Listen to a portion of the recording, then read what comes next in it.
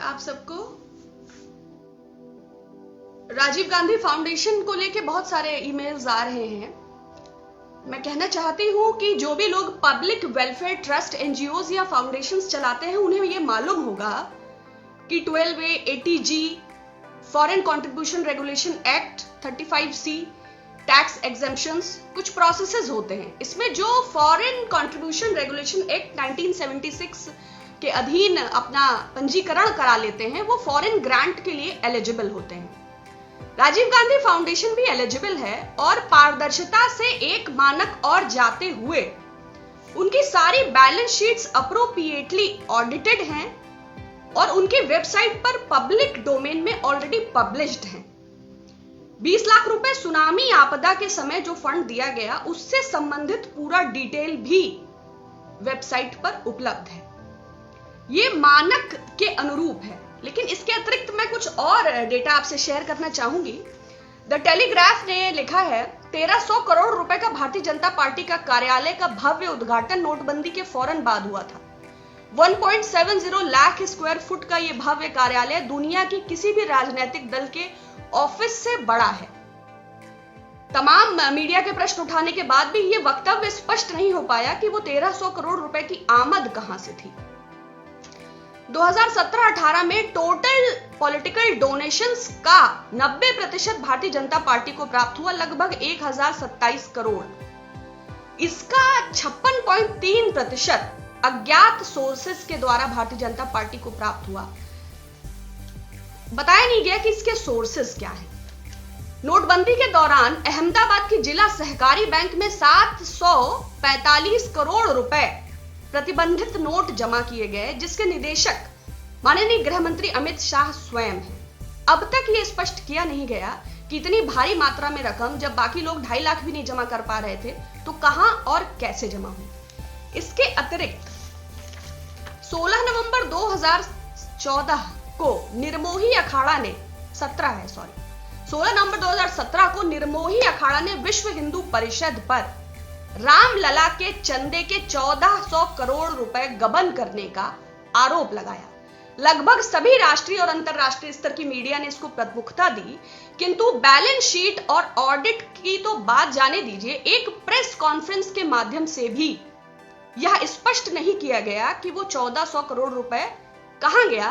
तो जो भगवान की दान पेटी से चोरी करने का दुस्साहस करते हैं, जो मंदिरों के सोने पर कुदृष्टि रखते हैं, 1999 में अटल बिहारी जी के समय गोल्ड डिपॉजिट स्कीम, अभी जयंत सिन्हा ने भी इससे संबंधित बयान दिया, अब इसका नाम गोल्ड मोनेटाइजेशन स्कीम हो गया है। वह लोग जब ऐसी तुच्छ बात करते हैं, वो भी ऐसे समय में जिस समय राष्ट्रहित और राष्ट्रवाद की बात करना चाहिए।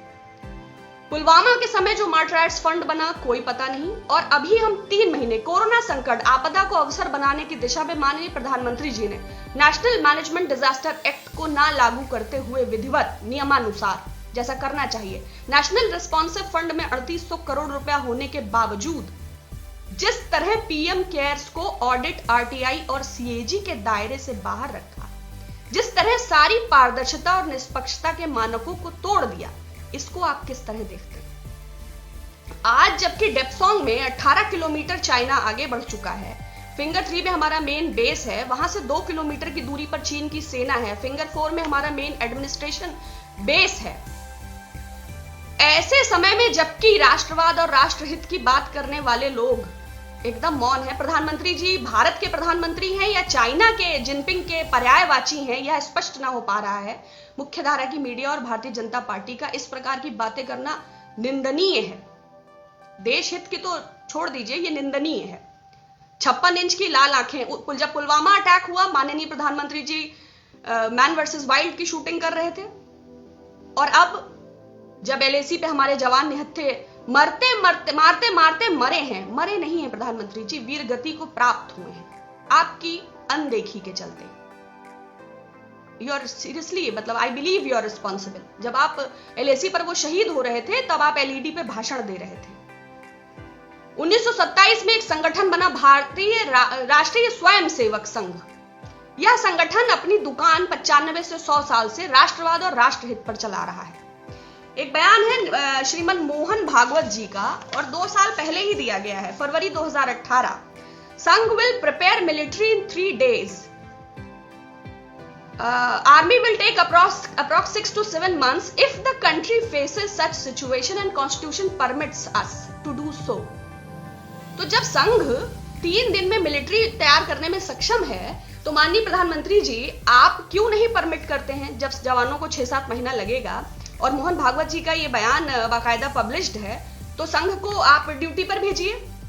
अमीश देवगन डायरेक्ट रिपोर्टिंग करें गलवान में बलवान भारत। श्वेता आज तक की जो न्यूज चिप वाली एंकर, उन्होंने 200 किलोमीटर पहले की पहाड़ी पर खड़ा होकर दिखाया कि देखिए कोई कब्जा नहीं है। तो इन लोगों को वहां विस्थापित कीजिए।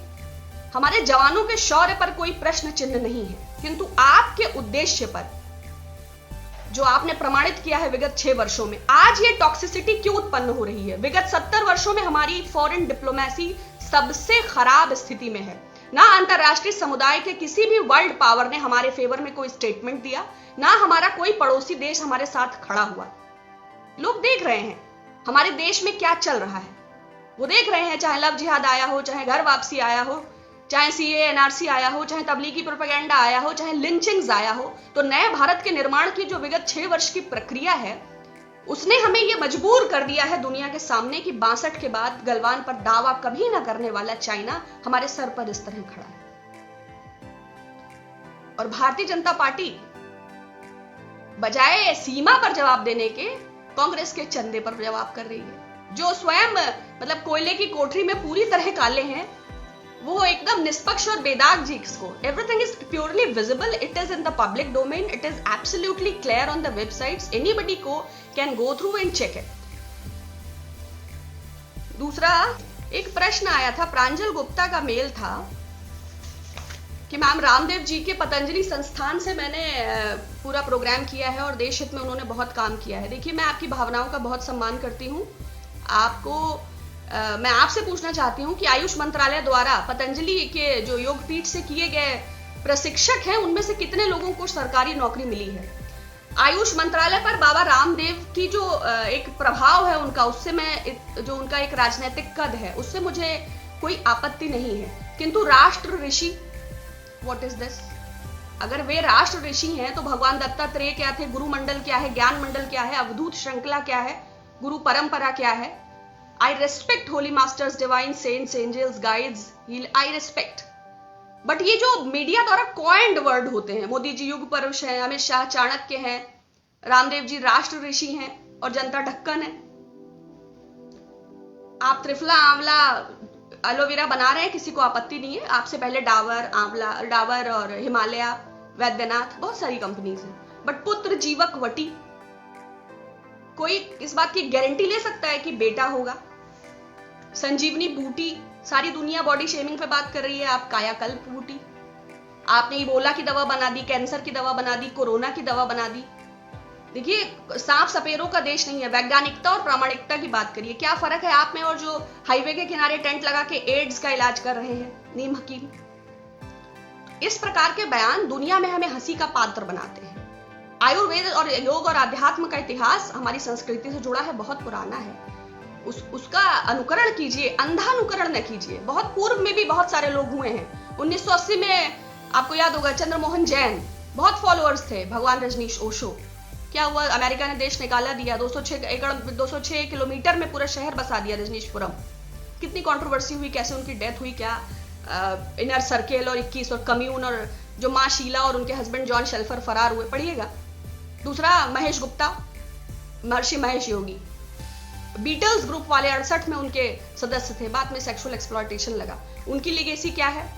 अ mix of devotion and scepticism, मतलब संशय और श्रद्धा का सम्मिश्रण। तीसरा विक्रम चौधरी, विक्रम योगा याद होगा आपको, स्पीडो का, फ्रेंची और रोलेक्स का वॉच पहन के विक्रम योगा कराते थे। $2500 फीस था 5 सेशंस का। लास्ट टाइम मैक्सिको में देखे गए थे, 6 मिलियन का मुआवजा भरा था उन्होंने और 2000 से ज्यादा महिलाओं ने यौन शोषण का आरोप लगाया था। तो प्रांजल जी, आपकी भावनाओं का मैं सम्मान करती हूँ। विद्या को अपनाइए, जो उसका दुरुपयोग कर रहे हैं उनको प्रोटेक्ट करने का प्रयास न करिए। कुछ भी पढ़ने लिखने का मतलब होता है रेडिकल अपने मॉडरेट व्यूज को सेव करना, ना कि किसी को फॉलो करने के पीछे उन चीजों को अपग्रेड या प्रमोट करना जो जेन्युइन नहीं है। चलिए बहुत शुक्रिया आप सबका, पुनः बात होगी। Take care, stay healthy and blessed.